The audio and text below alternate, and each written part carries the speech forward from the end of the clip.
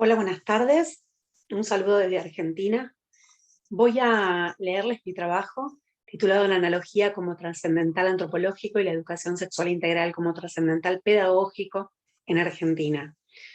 Me dispongo a elaborar y compartir con ustedes ciertas reflexiones sobre la relación entre una normativa y una práctica concreta, la aplicación de la Ley de Educación Sexual Integral en un país concreto, Argentina, desde una pregunta que surge de la hermenéutica del filósofo Paul Ricoeur. Si me lo permiten, quiero ensayar una conexión entre dos trascendentales que pertenecen a campos disciplinares diversos.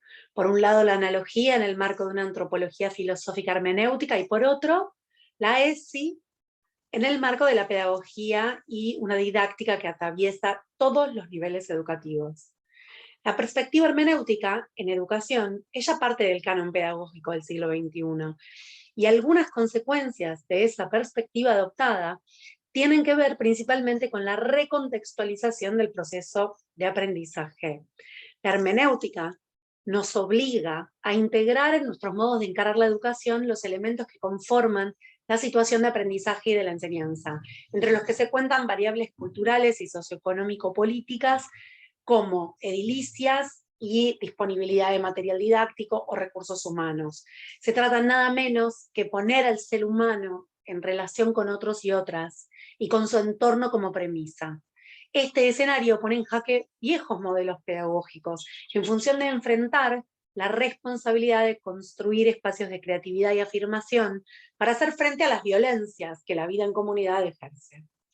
La urgencia de poner en práctica un modelo pedagógico creativo y responsable surge de ciertos presupuestos antropológicos que en la filosofía de Ricoeur pueden rastrearse en el concepto de analogía en Husserl. Especialmente al pensar la intersubjetividad, nos vemos ante la necesidad de ampliar el alcance de ese concepto de analogía para establecer coherentemente una teoría filosófica que dé cuenta de la relación entre el polo del ego y del alter ego, entre el mismo y el otro, pero por sobre todo que explique en profundidad qué implica el postulado rickeriano, sí mismo como otro. Con estas ideas en la base buscaremos entender cómo es que la educación integral sexual, tal y como está planteada en la Argentina, en la ley 26.150, no solo es una conclusión necesaria de esta comprensión del vínculo social, sino que es el presupuesto de toda intención pedagógica. El presupuesto que se encuentra detrás y debajo de la presente reflexión es que la especulación metafísica de algún modo rige el resto del campo práctico, que constituye el mundo de la vida. Una ontología, una antropología y una pedagogía. Este es el camino que emprenderé de manera breve en esta comunicación. La analogía como trascendental. Como he anticipado, quisiera partir del uso que Ricoeur hace de la analogía, que nos permite remitir directamente a las meditaciones de Husserl. Ricoeur lo utiliza para describir la relación entre la esfera de lo individual y la esfera plural ante el problema de sistematizar el alcance de una identidad colectiva, tan difícil de definir. En su obra del 90, asimismo como otro, de 1990, Ricoeur se dedica a la esfera de lo personal, y en el estudio final de la obra ensaya una ontología que puede entenderse como relacional, es decir, que pone el eje de lo personal en la intersubjetividad como instancia en la que nos reconocemos, nos identificamos y nos constituimos. Pero en La memoria, la historia y el olvido de 2000, esa intersubjetividad se transforma en la base sobre la que pensar la identidad colectiva. Por eso, la analogía entendida en términos husserlianos como el principio trascendental para el conocimiento del otro, se vuelve el nombre del enigma de la relación. ¿Cómo es que lo no propio se constituye desde la esfera de la propiedad? ¿Cómo lo no propio se constituye desde la esfera de la propiedad, de la individualidad? ¿Cómo aparece el otro, que es el análogo de mí, pero que por definición es no yo, que a la vez dice yo? Si miramos este problema desde la concepción narrativa de la identidad, en la que esa constitución se lleva a cabo desde el sentido, en el lenguaje, en un modo particular de articulación del lenguaje que es la narrativa, nos encontramos con un proceso constructivo que produce simultáneamente el adentro y el afuera. La lista completa de los pronombres personales en el lazo social. Por tanto, La analogía se transforma en un espacio productivo que pone en paralelo las esferas, pero que se da en un horizonte de experiencia compartido en el que por medio de la interpretación nos reconocemos tanto a nosotros mismos como a los demás. Por eso el objetivo de Ricoeur es mostrar que la analogía del ego es el principio trascendental de la intersubjetividad, no como hipóstasis de identidades sociales, sino como instancia productiva y crítica. Del propio Husserl toma ciertas consideraciones que le permiten desarrollar su filosofía analógica. Por un lado, la idea de constitución del otro no es creatio ex nihilo, sino explicitación de lo evidente, que hay otros, que hay una naturaleza común. Es decir, un recorrido del hilo conductor trascendental del objeto que direcciona nuestro cuestionamiento retroactivo. Seguimos el trazo y las huellas de la motivación que se esconde detrás de los sentidos que contribuyen al sentido del mundo, pero que no se originan en mí. La analogía es, por tanto, la explicitación del otro en la intersubjetividad, que es entendido como sujeto por sí mismo sin continuidad con mi propia vivencia. La percepción analógica del otro es interpretante y capta al otro como un yo, como indicación de un yo distinto de mí. Como puede verse, no se trata de un uso argumentativo de la analogía, sino de un uso trascendental. El otro es una apercepción que nunca puede planificarse, porque nunca tengo acceso a su yo desde sí. Por eso en la analogía el yo copone dos sujetos. Pero esto puede aplicarse más allá de la relación con un otro, porque también vale para experiencias imaginativas y culturales que constituyen lo colectivo, porque se trata de experiencias interpretativas que se apoyan en la mutualidad de los sujetos. Las relaciones intersubjetivas no responden a un polo de aislamiento y otro polo de la relación, sino que se presentan en grados diferentes que van desde el vínculo en la intimidad hasta la relación en el anonimato, y además son dinámicas. En este punto, Ricoeur se apoya en la sociología comprensiva de Weber, que define la acción como un acto significante orientado hacia el comportamiento del otro, es decir, aceptando la mediación de los contextos, las normas prácticas, las ideologías. Esos vínculos intersubjetivos apoyados en la naturaleza común son el objeto de la sociología, en tanto la reciprocidad permite la comunicación de los objetos culturales que forman esta generatividad de orden superior. Aquí la conducta se analiza desde la técnica de la probabilidad y la estadística. A fin de cuentas, la sedimentación de las prácticas involucradas en la percepción analogizante entre ego y alter ego permite formar grupos a los que análogamente atribuimos motivaciones y deseos. Como afirma Ricoeur, los sujetos colectivos no tienen naturaleza, tan solo uso. Para encontrar la identidad de una comunidad, debemos buscar en las historias que los individuos se cuentan los unos a los otros y en las que se conforma el nosotros. Una educación hermenéutica con ese como trascendental pedagógico. Una de las maneras en que comunicamos nuestro modo de ser colectivo al interior de nuestra propia comunidad y con la clara intención de reproducir los vínculos sociales que afianzan los sentidos y las jerarquías morales habituales, es sin dudas, sin lugar a dudas, la educación en todos sus niveles, pero más específicamente la escuela. No hay un agente social más capaz de reforzar marcos motivacionales de manera más eficiente. No obstante, no se trata de un espacio mecánicamente organizado, sino que funciona con las mismas tensiones que comparte, a partir de su premisa común relacional con el resto de las instituciones humanas. Esa tensión impide la definición unívoca de objetivos y la fundamentación de una pedagogía absoluta. En función del vínculo intersubjetivo que la sostiene, responde a la dinámica de toda práctica social, caracterizada por la interacción no solo entre individuos, sino entre momentos de una cultura, que Ricoeur llama tradicionalidad. ¿Qué se entiende por tradicionalidad? Ricoeur distingue tres órdenes: la tradicionalidad, las tradiciones y la tradición. La tradicionalidad, que garantiza la continuidad de la recepción del pasado, es un estilo de encadenamiento de la sucesión histórica y está ligada directamente a la temporalidad. Este estilo o modo del encadenamiento depende de una dialéctica segunda o subordinada, que se da en el interior del espacio de experiencia, donde existe una tensión entre la eficacia del pasado, o sea, el modo en el que lo sufrimos, y la recepción activa del pasado, que implica una operación respecto de esa recepción. Esta dialéctica se opone, en primer lugar, a una noción de tradición como un lugar depositario de lo simplemente transcurrido, muerto, inerte. ¿Tiene la escuela como objetivo la mera reproducción del vínculo social?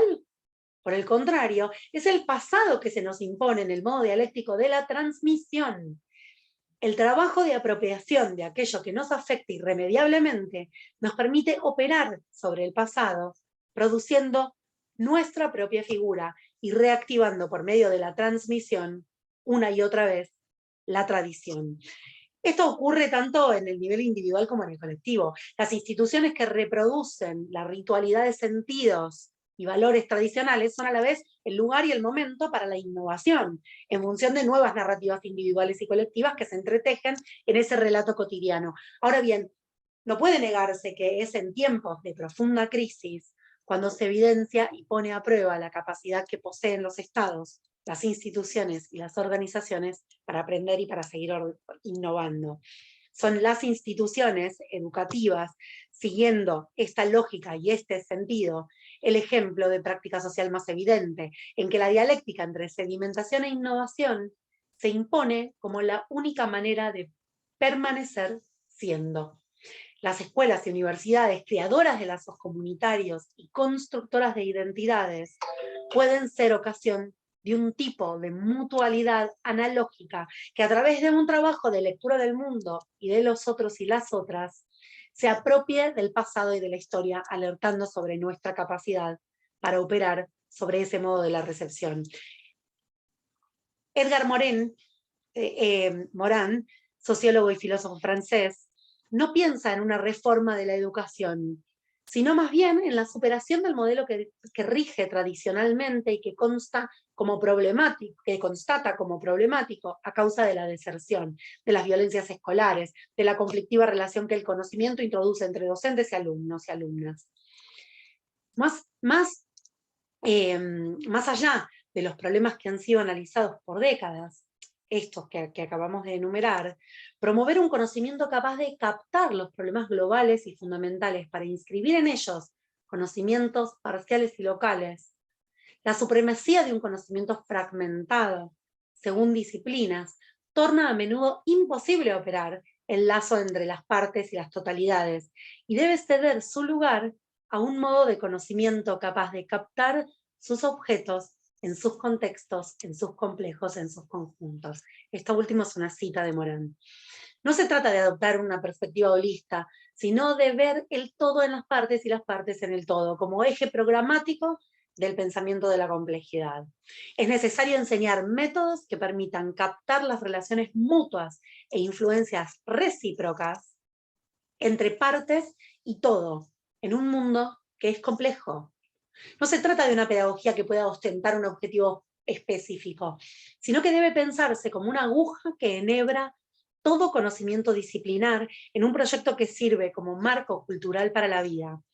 Ese proyecto pedagógico supone un modo de enseñar multidisciplinar, hermenéutico y responsable que no puede más que traducirse hoy en día como la educación sexual integral. En la Argentina, el Poder Legislativo Nacional sanciona la ley ESI el 4 de octubre de 2006, donde regula los objetivos, destinatarios, autoridades e implementación del programa nacional. Decimos que es multidisciplinar porque la educación sexual integral articula aspectos biológicos, psicológicos, sociales, afectivos y éticos, proponiendo un conjunto de actividades que, mezcladas con los diferentes contenidos que aún hoy se enseñan fragmentariamente, reflexionan sobre las relaciones interpersonales, la identidad, el respeto por el cuerpo y por las emociones de cada uno y cada una de las y los miembros de la comunidad escolar y académica. En 2018, ante la falta de cumplimiento, el Consejo Federal de Educación aprobó la resolución 340, en la que se promueven acciones destinadas a asegurar la implementación de la ley. Y allí se articulan 5 ejes conceptuales de acuerdo con los cuales se debe comprender la integralidad de la ley de educación sexual. Estos ejes son iguales en todos los niveles, pero su articulación diferencia los núcleos de aprendizaje prioritarios para cada nivel. Y son los siguientes: cuidar el cuerpo y la salud, valorar la afectividad, garantizar la equidad de género, respetar la diversidad y ejercer nuestros derechos. Las transformaciones culturales que comportan un verdadero cambio social con respecto a la implementación efectiva de acuerdos que mientan los objetivos colectivos perseguidos, se facilitan en los espacios que trabajan la constitución de vínculos sociales. Por eso, la pedagogía que sostiene las prácticas escolares debe garantizar el respeto pleno de lo que hoy entendemos como derechos humanos, que son el modo en que pensamos la mejor versión de nuestra intersubjetividad. Y es en este mismo sentido que la ESI, como trascendental pedagógico, nos abre las puertas de la educación en todos sus niveles. La experiencia de aprendizaje resulta fallida si no contempla estos 5 ejes articuladores de todo contenido. Notemos que no se trata de mi derecho, de que me respeten, de que valoren mi afectividad y cuiden mi cuerpo y mi salud. Lo maravillosamente analógico del programa ESI es que practican la coposición del sí y de la otra y del otro, produciendo un tipo de mutualidad que pone en juego la identidad de todos y de todas, todo el tiempo. La perspectiva que propone la ESI, tan representativa de la responsabilidad social, habilita y motiva a la reconfiguración de nuestros vínculos de manera tan radical que nos encamina a los y las docentes a la apropiación activa de nuestra herencia simbólica en relación con nuestras educaciones sexuales integrales o no integrales. Debemos preguntar cómo cuidamos nuestro cuerpo y el de los demás, cómo valoramos la afectividad, qué podemos hacer para garantizar la equidad de género, de qué maneras respetamos la diversidad y somos respetados en nuestras diferencias, y cómo ejercemos nuestros derechos, antes de poder volver a mirar el programa de nuestra materia para pensar de qué manera este nos refleja. Para poder enseñar al niño lo que hace el docente, debería aprender, lo que el docente debería aprender es un modo de conocimiento que relacione.